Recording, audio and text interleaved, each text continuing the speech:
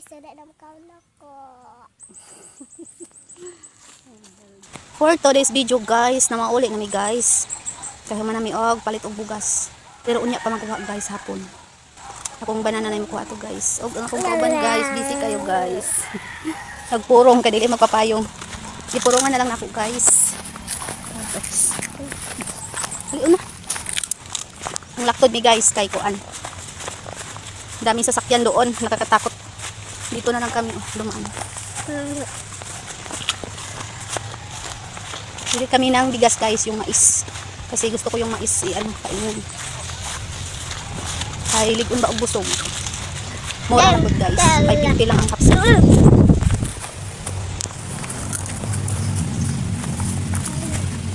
Babidyo ko siya guys. Intindihin nyo na lang yung ko salita ko Tagalog tsaka Bisaya kasi may mga din ako na Tagalog. Hindi maintindihan yung salita ko ng Bisaya. Yan yung dadaanan namin. Dito yung place namin. Probinsya.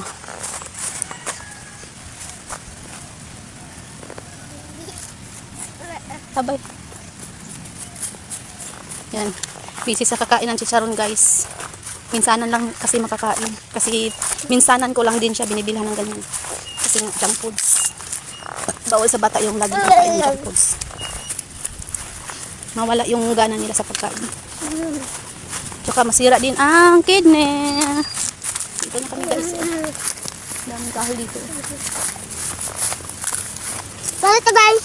Wait lang.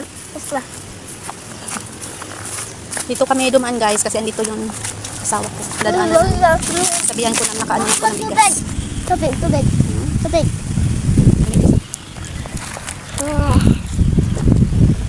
Mama guys, itong kaon ako. Ubos na daw yung pagkain niya guys. Kunti lang kasi yung laman. 5 piso.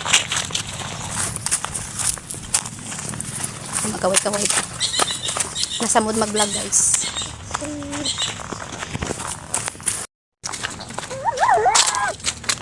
Snack. Yan guys. Mabait sa ngayon kasi naglakad lang. Nagpakarga siya guys. Tapos nabigatan ako. Ano na lang siya. Maglakad na lang daw siya. Naawa. Marunong nang maawa guys. Kasi dili na masigwa na ng masamad ka. Dako ba dito guys? Dako ba dito guys? Away pa. Dako ba dito guys? Bakit? Isa ko dito. Wow. Wala na guys. Oh, wala na makaon ako. Wala na makaon ako. Wala na makaon ako guys. Wala na makaon ako.